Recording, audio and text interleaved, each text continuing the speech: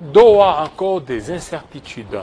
Pour analyser ces thématiques, nous recevons pour vous Barnabé Milingagno. Bienvenue. Bonsoir Jean-David. Bien portant? Non, pas vraiment aujourd'hui. C'est une très très mauvaise journée. J'ai eu deux deuils. Deuil? Oui, oui. Il y a ma tante Janine Mbilizi qui a été enlevée, portée disparue le 20 juillet à Bukavu. Malheureusement, elle a été massacrée, ça veut dire violentée, violée et puis brûlée. Donc à l'M23? Non, c'est pas l'M23. Et puis enterrée, incognito, c'est hier qu'on a eu la nouvelle. Et à 1h du matin, ce matin, mon jeune frère Ndundu a aussi perdu son 9e enfant. Donc j'ai eu une journée un peu dérangée. Et ces massacres-là sont perpétrés par l'M23. Pourquoi vous dites non? Parce que c'est eux qui sont en train de contrôler Nord-Sud Kivu. Toi, tu es juriste. Il ne faut pas tirer cette conclusion-là. Tu es intellectuel. Mais allez-y. Vous savez, la ville de Bukavu a connu des perturbations hier. Les Wazalendo ont fait une incursion. Et c'est eux qui contrôlaient Kanyola, Kamituga et partout, Mwenga, Chabunda. Donc là, c'est les Vatican. Il ne faut pas tirer des conclusions hâtives. Hein. Les territoires sous contrôle de Wazalendo, il y a des tueries, il y a de l'insécurité extraordinaire. Il y a un cas. La ville de Bukavu n'a pas de roulage, n'a pas de policiers. Zéro accident, zéro embouteillage. Bon, moi je ne cède pas à ce genre de propagande où on considère que quand Kabila était au pouvoir, toute mort appartenait à Kabila. Et qu'aujourd'hui, quand il y a meurtre, il y a assassinat, ça ne concerne plus le régime en place, ça concerne ceux qui respectent l'article 64. Je ne suis pas dans ça. Alors, je ne fais pas. Mais aujourd'hui, on parle d'abord de Doha. Doha, encore des incertitudes. Aujourd'hui, le 13, normalement, il fallait qu'il y ait des discussions de pourparlers entre Kinshasa ainsi que la FCM23. Selon les calendriers, c'est du 8 au 18 août, qui devrait se tenir ces pourparlers. Mais jusque-là, c'est encore au point mort. Non, qu'est-ce qui justifierait cette Non, c'est pas au point mort. Je t'avais dit ça, je crois, l'autre fois ici, et que l'équipe négociatrice n'était pas experte. Lorsque vous allez négocier, évitez les chronologies. Dans 6 jours, nous allons faire, dans 60 jours, nous allons faire. C'est une erreur de technique. De la part de la négociation. De ceux qui ont négocié. Des médiateurs, alors? Les médiateurs n'ont pas de problème, les médiateurs ne nous connaissent même pas. Mais ceux qui ont donné ces chronologies. Les médiateurs là, en quoi est-ce qu'il est médiateur? Peut-être parce que le président aime le Paris Saint-Germain, et moi j'aime le Paris Saint-Germain, les Qatar aiment le Paris Saint-Germain, on nous met ensemble au nom du Paris Saint-Germain. Non, c'est pas à cause de ça. Le docteur Ambroise Boulambo, l'homme qui a initié le Barça national congolais, hein? Arbre à palabre là, congolais, il a fait des analyses correctes. Il dit que nos experts, quand ils partent, ils mettent 1, 2, 3, 4, mais on ne met jamais, par exemple, les études d'impact environnemental. Comment vous allez négocier juste des postes, exploitation minière, sans annexe sur l'étude d'impact environnemental? Je salue le professeur docteur Ambroise pour ça. Augustin Bissimo, qui est secrétaire général d'un grand parti politique ici chez nous, il a dit que la justice n'est pas associée dans les négociations. Ok, vous avez attaqué parce que vous avez des balles rouges comme gouvernement, les rebelles ont des balles noires. Vous vous mettez autour d'une table. Et qui représente les victimes? Les victimes ne sont pas associées au débat. Nous avions suivi, toi et moi, on nous parlait de 10 000 morts. Et pourtant, madame la ministre des Affaires sociales sortante, je crois, avait enterré ça en 97, quelque chose comme ça. Mais ceux qui sont morts là, ou bien ceux qui sont violentés par les Ouazalendo, les Maï Maï et consorts, qui parlent au nom d'eux? Ça veut dire que lorsque vous signez là, vous le gouvernement, 60 jours, 40 jours, 90 jours, et les victimes qui en parlent. Tu sais, il y a une réunion à Addis Abeba d'évaluation. La conclusion m'a beaucoup intéressé. Ça dit quoi la conclusion? 2 éléments. Le gouvernement congolais dit que l'armée rwandaise continue à soutenir les M23. Pas de mouvement, pas de retrait, pas de... Donc, statu quo depuis qu'ils ont signé. Dans le même communiqué de l'Union africaine, tu connais la réaction du M23, du Rwanda?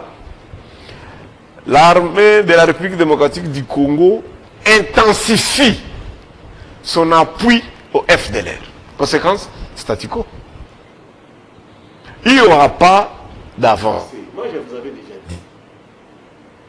Pourquoi?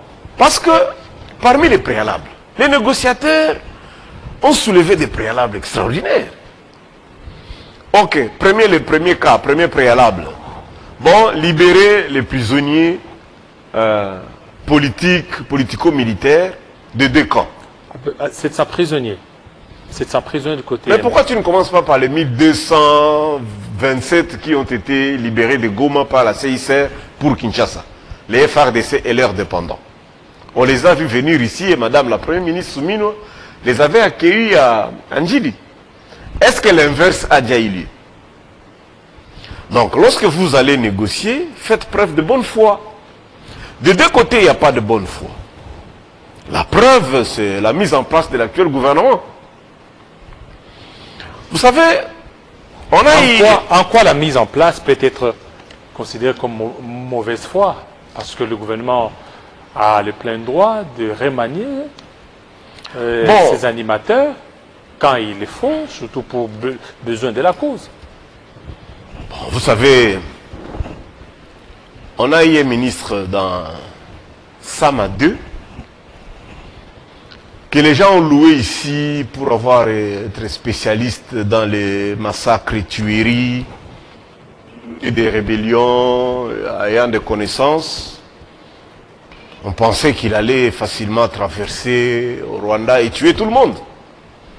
Qu'est-ce qu'on a vu? Il nous a montré des photos. Hein, il montrait que des prises de photos, je ne sais pas par quoi. On les fait partir. On nous amène un autre ministre. Celui-là nous a démontré que ne vous en faites pas. Goma là et Bukavu. Oh, par la mer, par les océans. Donc je viens par mer Méditerranée, je viens par l'océan Indien. Paf! Je prends.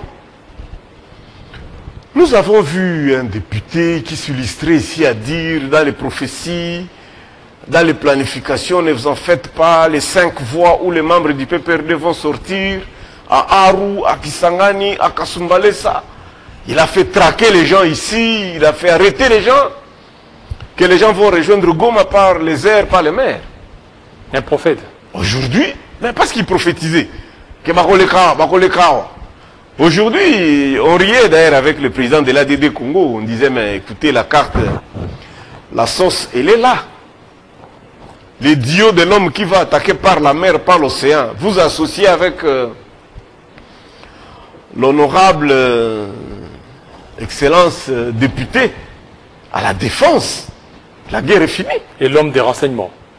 Oh, il est l'homme des renseignements, il connaît tout. Il a été dans chaque... Conseil des ministres sans pour autant être là, mais il avait toutes les informations. Mais quelqu'un vient de me dire, vient de me rapporter, c'est au conditionnel, que dans son plan d'action, il va mettre la stratégie d'infiltration. Il paraît, c'est la sauce qu'il a présentée, que lui, il va jouer seulement à l'infiltration. Comme il est mince et lancé, avec des lunettes ressemblant à Paul Kagame, il va seulement s'infiltrer et Madame Jeannette Kagame va considérer que c'est le papa des enfants qui est là et Kagame sera étranglé. Donc la guerre ici, dans 2 minutes, elle est finie.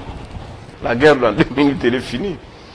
Donc nous croyons, nous prions, parce que nous avons maintenant 2 experts à la défense. Goma, Bukavu seront libérés très rapidement. Alors, aujourd'hui, au niveau de Doha, les tractations continuent. Parce qu'on a suivi la médiation parlant qu'ils sont en train de tout faire pour la libération des 700 prisonniers. Est-ce que c'est ce qui constitue le blocage pour qu'il n'y ait pas encore de pourparlers au niveau de Doha? Bon. Ou bien il y a d'autres raisons? Si tu regardes les documents, il y a plusieurs préalables. Mais le premier blocus, c'est l'échange de prisonniers.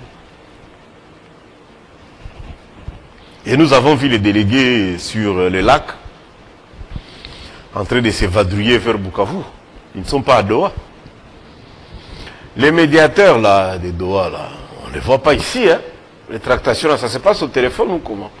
Parce que la République démocratique du Congo est médiatrice au Tchad. Et nous avons vu des opposants tchadiens venir ici. Nous avons vu le ministre, je crois, Mazenga, aller au Tchad. Qui de Doha est ici? Personne de Doha est ici. Moi, je crois que nous nous accordons trop d'importance pour rien. La communauté internationale ne nous respecte pas.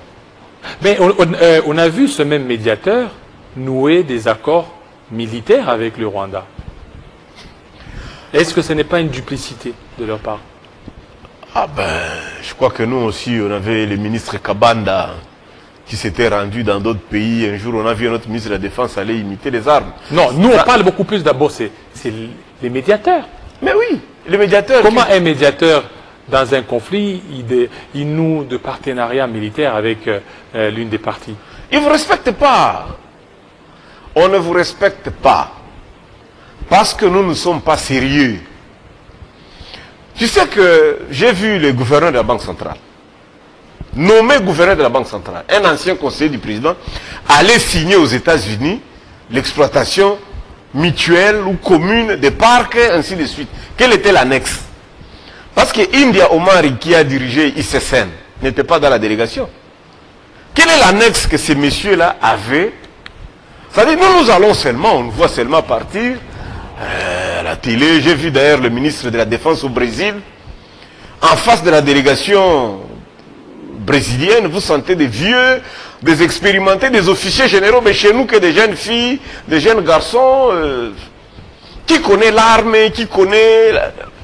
On ne nous respecte pas. On ne nous respecte pas parce que nous ne mettons pas du sérieux dans ce que nous faisons. Je donne un cas. Madame des Affaires étrangères, quand elle a été en conférence de presse avec la... On lui a dit, est-ce que tu peux commenter sur les résolutions là? La première résolution, 6e. Je t'ai dit, il n'y a pas d'impact, de question d'impact environnemental. Comment vous allez exploiter les minerais sans parler de l'environnement? Bon, on a estimé que peut-être madame seule, comme elle ne parle pas lingala, hein, il fallait l'adjoindre une vice-ministre des Affaires étrangères, celle qui était à la jeunesse. Le duo là, de ces deux dames-là, ça va produire quoi dans les négociations avec le... Ou bien les partenaires de Doha nous prennent comment? Lorsque, dans votre parti politique, vous avez des jeunes, je salue Amis Simakutana, président de la Ligue des jeunes. Vous avez des honorables Moutiki, qui est par exemple de l'IDPS Kibasa. Ce sont des gens jeunes qui incarnent réellement la jeunesse. Ils connaissent la réalité, ils sont tout le temps. Trésor Moutiki était tout le temps sur le terrain. Dans les zones, si c'est d'être menacé aujourd'hui, tu vois Moutiki à Chabunda, tu vois Moutiki à Mwenga, Pangi, Fizi, partout, il s'est multiplié en plusieurs morceaux. Nous avons Amis Simakutano ici, c'est multiplié en plusieurs morceaux pour stabiliser la jeunesse. Est-ce que les deux là ne méritaient pas d'entrer au gouvernement? Parce que réellement ils incarnent la jeunesse qui est suffisamment et sérieusement attaquée et menacée. Non, mais celle qui est là, c'est aussi une jeune qui pourra faire quelque chose, surtout qu'elle est pasteur. Je t'apprécie beaucoup parce que tu connais très bien le français. Tu as dit qui pourra. Je pensais que tu allais dire qui peut être pasteur d'une église de son... Moi, je suis l'enfant d'un pasteur. Toi, tu ne connais pas les enfants des pasteurs dans la Bible qui sont maudits pour avoir tripatouillé les ustensiles et bouffé les offrandes. Non, mais cela ne veut pas dire quand tu es l'enfant d'un pasteur que tu connais la jeunesse. Bon, que Dieu la bénisse, il n'a qu'à faire son travail. Nous, on va juger les maçons au pied Mais du pourquoi mur. d'abord toutes les agitations autour de la nomination de certains animateurs au sein du gouvernement Souminois II? Parce qu'elle a dit qu'elle n'a jamais triché à l'école. Madame Soumino a dit qu'elle n'a jamais triché à l'école. Elle est expérimentée, elle est passée par Moukoko Samba, elle a été au plan. On croit qu'elle incarne la rigueur. À côté de ça, le directeur de cabinet Kinzo, que je connais, parce qu'il a étudié avec mon épouse à l'UCB, je connais très bien sa famille, un garçon très rigoureux, il était en appui. Il y a Eberand, professeur, les trois latines à Salama 4, on peut croire qu'ils ont vu la monture. La faisabilité de cette affaire-là, c'est comment? Je te dis ceci, hein. Amisi Makutano, c'est le président de Ligue des jeunes du parti présidentiel. Mais il est PCA. Il est PCA au niveau de l'OGFREM. Et donc, il pouvait être aussi ministre de la jeunesse. Mais donner la chance aussi aux autres. Moi, je ne refuse pas ça. Je te dis tout simplement. Et surtout que le quota de l'UDPS a été respecté. Je ne voudrais pas parler de l'âge de notre ministre de la jeunesse et de son CV. 24 ans. Je ne vais pas faire ce genre de commentaires. 24 ans. Toi, tu vois 24, ça. 25. Et le ministre la vice-ministre des Affaires étrangères, elle a quel âge? 30 déjà. 30, 31. Tu t'imagines à l'époque. Elle aurait 30, 31. Tu t'imagines qu'on avait aux affaires étrangères les Kamanda Wakamanda, les Tambwe Mwamba Alexis. Hein? Tu vois un peu ce genre de ministre des Affaires étrangères. Est-ce que la dame là peut discuter avec la ministre des Affaires étrangères russe? Non, je crois, voilà les raisons qui font que les choses bloquent. La rédaction des annexes, la rédaction des accords. Vous dites ici qu'il n'y a pas de FDLR au Congo, mais c'est Lutundula qui a signé en Angola reconnaissant qu'il y avait des FDLR. Et lorsque vous reconnaissez que vous avez les FDLR dans votre structure, et vous donnez 40 jours ou 90 jours, est-ce que vous pouvez localiser? Vous avez la cartographie pour situer où sont les FDLR. On ne nous prend pas au sérieux parce qu'on n'envoie pas de bons experts. Un jour, j'ai plaidé pour Mwindo Nzangi, Julien Paloukou, Bitakwira, Idriss Mangala. J'ai plaidé pour eux. Est-ce qu'ils ne peuvent pas faire partie de la délégation, ne fût-ce que pour voir les chefs coutumiers, ceux-là qui s'occupent des questions environnementales, même la ministre des Affaires environnementales. Est-ce qu'elle ne peut pas faire juste pour dire, bon, nous allons exploiter. Tu sais qu'il y aura des procès chez nous. Ça nous concerne. Ça nous concerne. Ceux qui font l'exploitation minière, les Chinois qui font l'exploitation minière à Mwenga, à Chabounde, ils utilisent les acides qui abîment la nappe.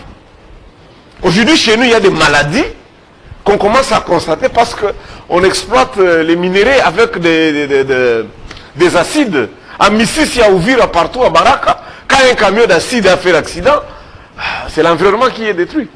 Qui négocie ça? Qui va payer ça? Lorsque le gars est allé négocier seul l'exploitation commune, ça s'est fait la semaine passée, l'actuel gouverneur de la Banque centrale, quand il est allé négocier seul l'exploitation commune des parcs, bon, si vous ne pouvez pas prendre India, il y a mon vieux qui était là, qui a dirigé l'ICCN pendant longtemps. Pourquoi on ne prend pas les experts? Tu regardes la rédaction, quand tu regardes la rédaction des textes, c'est comme si, j'avais déjà assisté à ça une fois quand on négociait les accords de Sun City. Tu sais que la plupart des délégations gouvernementales, vérifiez même ceux qui sont à Genève, ils t'ont dit que quand on rédige, et ils sont dans des hôtels, ils font des achats, et pour bouffer les frais d'émission. Ceux qui négocient chez nous, je voudrais vous interpeller, la prochaine fois, mettez la République, mettez les intérêts de la République avant. Et ceux qui ne les font, ils ne les font pas. Ceux qui sont là, ils ne les font pas.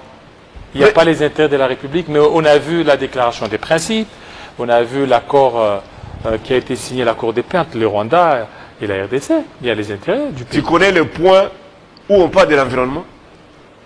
C'est le point numéro combien? Si les 1, 2, 3, 4, 5, 6, 7, 10, où est-ce qu'on parle l'environnement? Où est-ce qu'on parle de justice? Où est-ce qu'on parle des victimes? C'est-à-dire que, est-ce que Kilo, tu t'imagines? N'est-ce pas si tu réalises ça? Si les négociations partaient rapidement, tel qu'on voulait dans 4, 6 jours, C'est-à-dire aujourd'hui, Nanga roulerait ici, avec Monisco. C'est ce que les gens croient que ça doit se faire, non? C'est-à-dire que bientôt, là, on va voir Nanga, Henri Magie va prendre l'hôtel de la ville, et garder avec la Monisco, et la guerre est finie. C'est ça? Non, attention. C'est la République démocratique du Congo. J'ai dit, nous sommes victimes. Moi, chaque semaine, j'ai un deuil. À Bukavu. Je te dis, chaque semaine, j'ai un deuil. Mais les gens, la rentrée scolaire, c'est dans 2 semaines. Dans 2 semaines, le 1er septembre, les cours vont reprendre. Qui est prêt?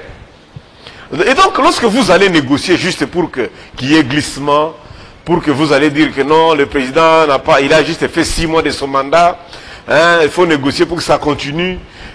Oh, il faut aller à Dakar, il faut aller à Sissi. Non, non, non, non, non. C'est pas bien, c'est pas bien. Nos amis doivent être à la hauteur. Enfin, c'est comme quand je suis arrivé, quand tu arrives chez les mécaniciens de Bandal, là, ils connaissent toutes les pannes, quoi. C'est-à-dire, quand on vous appelle, vous voulez aller à Doha? Oui, oui, oui. Qu'est-ce que tu vas aller dire là-bas? C'est comme si tout le monde est gnosologue, tout le monde maîtrise les dossiers. Mais la faisabilité aujourd'hui, ça ne marche pas. Donc il y a un problème d'experts, c'est ça? Je dénonce la qualité de nos experts. Tu connais un géotechnicien qui est allé négocier sur les mines? Qui a la cartographie des mines au Congo? C'est à quelle profondeur tu peux trouver tel minerai à tel endroit? Qui fait ça? On ne nous prend pas au sérieux. Nous sommes tellement jouisseurs et les gens ne défendent pas leur diplôme, ils arrivent là-bas. Je te dis que le premier plan de l'actuel vice-ministre de la Défense, paraît-il, c'est une stratégie d'infiltration. Le ministre délégué. Le ministre délégué. Quelqu'un m'a posé la question, pourquoi on enlève le vice, on met délégué? Quel est le travail du délégué par rapport au vice? Quand on écrit tout ça là, ça veut dire quoi dans la faisabilité? Hein, lorsque vous avez 4, 5 personnes pour l'unique portefeuille, on ne respecte pas, c'est pas sérieux ça. Voilà, merci. Merci beaucoup Barnabé Milingagno, président d'un parti politique. Rassemblement des leaders congolais pour le changement. Nous sommes très déterminés à changer très rapidement dès que nous allons prendre la conduite de... Est-ce que vous croyez aux élections en 2028? Est-ce que vous ne voyez pas que tous les ingrédients sont réunis pour reporter les élections? Il y a encore 36 mois. Je voudrais rappeler aux gens... 36 mois d'incertitude. Je voudrais rappeler aux gens que Ngoï Mulunda a été nommé à la tête de la CENI au mois de février-mars 2011. Il a organisé les élections en décembre. Il n'y aura pas de raison de glisser d'un jour. C'est une incertitude inconstitutionnelle. Restons dans la Constitution. Et chaque vache sera bien gardée. Voilà, mais n'oubliez pas qu'il y a un ministre qui est là au niveau des pétentiques, hein, José Panda, qui disait que on doit encore au président Félix Tshisekedi 7 ans. Parce que 2 ans, c'est perdu comme ça, avec des tractations politiciennes. Encore. Je connais un professeur, j'étais le nom, il fut directeur des cabinets de José Panda. Il m'a confirmé que c'est un bon avocat. José Panda. Oui. Il m'a dit en privé que José Panda est un bon avocat et qu'il connaissait le droit. Et je garde ça de José Panda. Lorsque tu me dis que lui qui connaît le droit, ce qu'il dit là, cette assertion-là, est conformément à quel article de la Constitution? Ça, de un. De deux, parce que l'article 70, il faut qu'il y ait d'abord élection, le temps que le nouveau arrive.